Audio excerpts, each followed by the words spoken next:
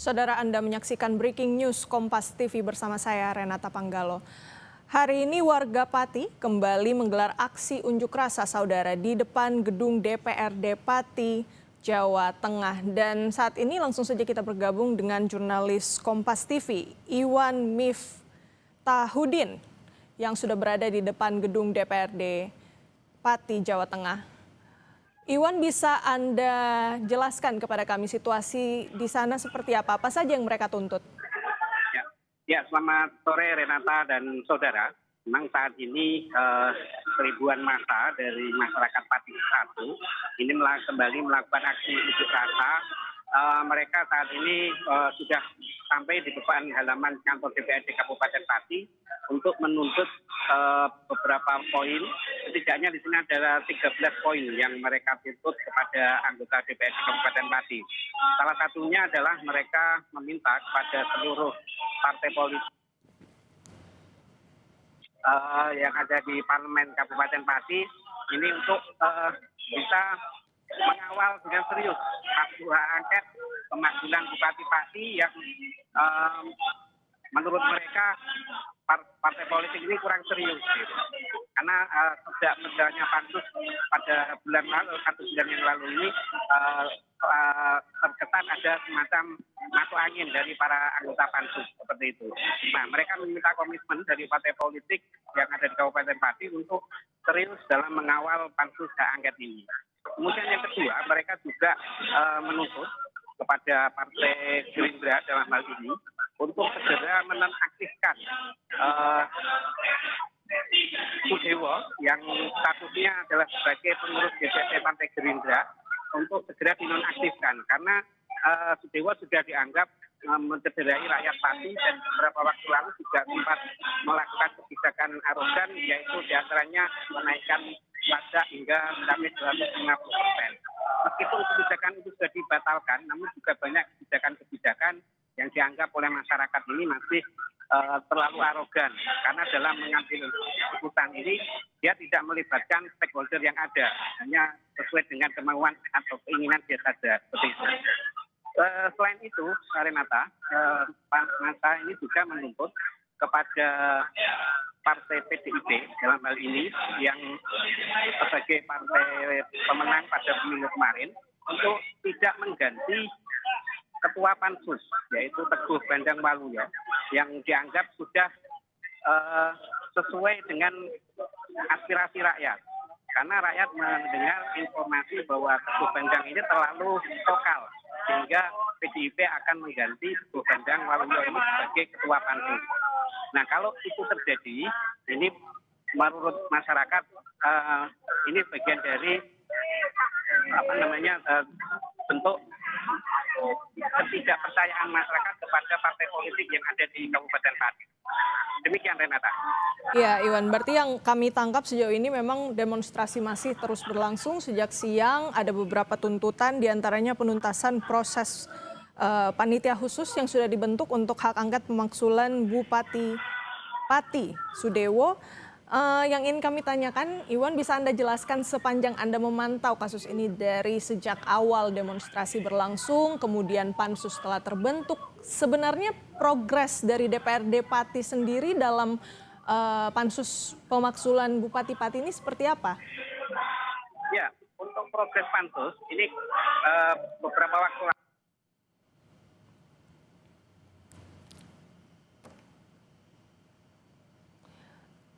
Dan saudara, kami masih mencoba untuk memperbaiki 70%. Jadi saat ini tinggal 30% lagi pansus ini akan selesai menyelesaikan kerjanya seperti itu.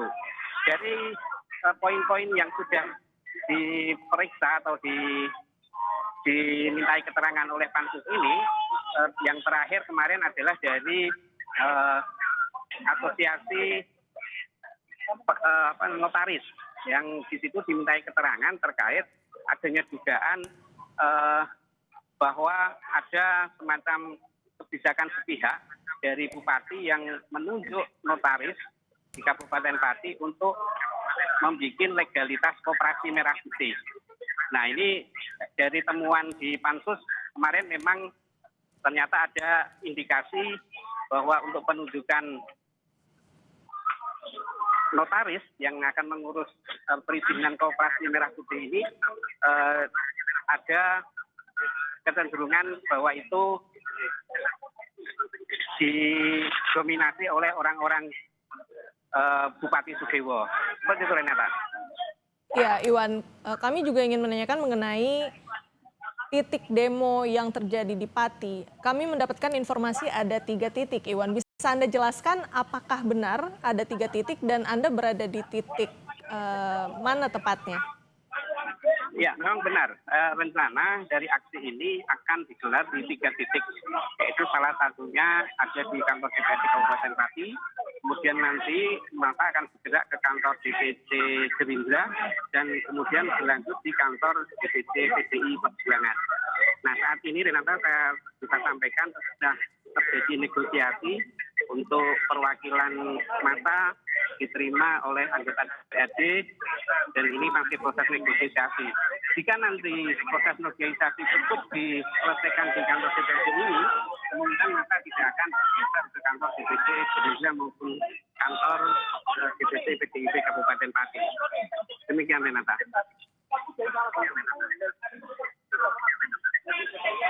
Iwan? Ya. Oke. Kami juga ingin menanyakan mengenai ini. Kami mengamati masa demo ini cukup banyak ya, ada di titik Anda sekarang, ada sejumlah pengamanan juga yang dilakukan oleh kepolisian. Bisa Anda jelaskan untuk hari ini pengamanan yang dilakukan Polri seperti apa? Ya, Renata, benar sekali. Memang dalam hal ini pengamanan yang dilakukan oleh Polri cukup maksimal. Setidaknya tadi siang Kapolresta Pati menyampaikan ada 1.200 personel gabungan yang diterjunkan untuk pengamanan aksi unjuk rasa pada siang hingga sore hari ini. Aparat gabungan tersebut tidak hanya dari Pati, namun juga dari Polres-Polres di sekitar Kabupaten Pati. Harapannya dengan penerjunan aparat gabungan ini, setidaknya untuk aksi unjuk rasa kali ini bisa berjalan tertib dan lancar seperti itu. Nah, saat ini masih terjadi proses negosiasi, Renata, di depan kantor DPRD untuk adanya perwakilan dari Aliansi Masyarakat Pati Bersatu diterima di kantor DPRD. Nah, ini seperti visual di ini masa masih menunggu siapa saja nanti yang diizinkan masuk ke kantor DPRD. Itu, Renata. Baik, Iwan, kami juga mendapatkan informasi bahwa nantinya massa akan bergerak ke titik lain, salah satu kantor DPD, salah satu parpol yang ada di DPRD Pati. Apakah Anda bisa mengkonfirmasi informasi ini? Dan seperti apa nanti pengamanan yang akan dilakukan polisi untuk mobilisasinya? Ya, tadi hasil konfirmasi kami pas dengan Korlap, koordinator lapangan, itu memang menyampaikan bahwa mereka akan titik kumpulnya di kantor DPRD Pati dulu. Jadi jika nanti mereka diterima oleh seluruh perwakilan partai politik yang ada di DPRD, mereka tidak akan bergeser ke kantor DPC PDI maupun DPC Gerindra. Jadi ini tergantung nanti hasil negosiasi di kantor DPRD ini. Jika nanti mereka memang diterima oleh pimpinan partai masing-masing, jadi mereka tidak akan bergeser ke kantor DPC baik itu PDIP maupun Gerindra. Demikian, Renata. Baik, Iwan, bisa Anda gambarkan juga kepada kami bagaimana kemudian proses pertemuan yang dilakukan dari perwakilan massa dan juga dari DPRD. Seperti apa jalannya kalau Anda bisa gali informasinya dari sana, Iwan? Ya, saat ini terlihat ini perwakilan dari massa sudah mulai diizinkan masuk ke kantor DPRD Kabupaten Pati, dan mereka tentunya akan ditemui oleh perwakilan dari partai politik. Nah, ini saya belum bisa mengkonfirmasi apakah seluruh pimpinan partai sekarang ini ada di kantor DPRD Kabupaten Pati. Jika nanti memang seluruh pimpinan ada, berarti perwakilan dari masyarakat Pati ini bisa diterima oleh seluruhnya. Nah, ini masih terlihat beberapa personel masuk ke kantor DPRD Kabupaten Pati untuk menemui ketua partai politik yang nantinya akan diterima untuk dilakukan proses audiensi. Oke. Demikian Renata. Baik, berarti situasinya sekarang sedang akan bergerak masuk begitu ya, pertemuan antara perwakilan dari massa maupun juga dari perwakilan partai politik yang ada di DPRD Pati. Bisa Anda jelaskan juga Iwan, ini kami terima informasinya ada sekitar 13 tuntutan. Ini cukup banyak. Apakah bisa Anda garis bawahi sebenarnya poin paling krusial dalam tuntutan ini apa? Ya, dari 13 tuntutan itu, dari memang garis besarnya adalah masyarakat ini menuntut agar proses pansus hak angket ini bisa berjalan sesuai dengan on the track. Jadi tidak ada lagi lobby-lobby politik yang di situ kemudian ada deal-deal politik yang kemudian mencederai aspirasi warga seperti itu. Ini dapat saya sampaikan Renata, untuk perwakilan dari aliansi masih berada di depan kantor DPRD, belum diizinkan masuk, dan kita masih lihat mereka masih menunggu apakah nanti diterima oleh unsur pimpinan yang ada di kantor DPRD Kabupaten Pati. Saya lanjutkan lagi, jadi dari 13 tuntutan itu memang kebanyakan ini adalah untuk memastikan bahwa pansus hak angket yang sudah dibentuk pada tanggal 13 Agustus kemarin ini memang berjalan dengan sesuai dengan jalurnya. Jadi tidak ada lagi permainan atau lobby-lobby politik yang kemudian menggebosi pansus gitu. Demikian Renata.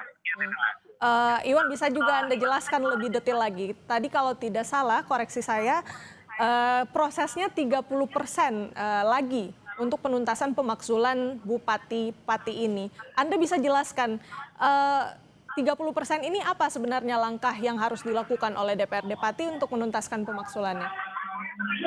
Ya, memang benar Renata. Jadi kemarin itu sebetulnya ada 12 tuntutan warga yang disampaikan atau disetujui untuk dibahas dalam pansus hak angket. Dari 12 tuntutan tersebut, ini salah satunya diantaranya adalah menggali tentang kebijakan kenaikan PBB yang mencapai 250%. Meskipun kebijakan tersebut sudah dibatalkan, namun dari pansus tetap menggali ada tidaknya pelanggaran yang ada di pengambilan keputusan tersebut. Nah, itu salah satu dari 12 tuntutan. Kemudian yang kedua, ini tentang adanya mutasi beberapa ASN yang dianggap arogan. Karena apa? Karena di situ tidak ada administrasi atau tidak ada kebijakan yang hanya sepihak dari bupati. Selain itu sudah ada lagi kasus di NSD Wondo yang dalam hal ini ada 200 lebih tenaga kerja outsourcing yang kemudian tidak diberhentikan secara sepihak oleh bupati. Nah, itu poin-poin dari pansus yang kemudian dibahas pada beberapa waktu lalu dan sudah selesai. Tinggal nanti menunggu kesimpulan dari pansus ini seperti apa, dan nanti dari hasil temuan-temuan yang disampaikan oleh pansus ini selanjutnya akan diserahkan kepada Mahkamah Agung untuk untuk dinilai apakah usulan dari pansus pemanggilan bupati ini bisa disetujui atau tidak. Sebelum nantinya akan dikembalikan lagi ke DPRD Kabupaten Pati. Demikian Renata. Jadi masih cukup banyak poin-poin yang masih harus diselesaikan oleh pansus pemakzulan Bupati Pati. Iwan, kami juga tertarik menanyakan tentang demo hari ini. Ini kami lihat di layar kaca cukup padat.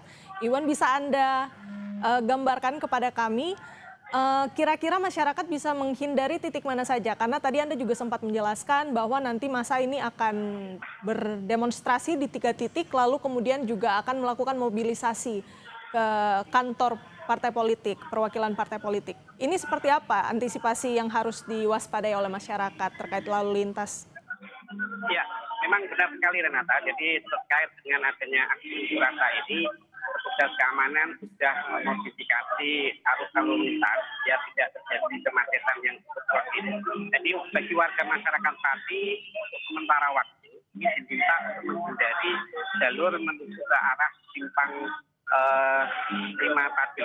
Jadi di sini sudah ditutup aparat kepolisian, tidak ada lagi arus kendaraan yang diizinkan masuk ke alun-alun Pati.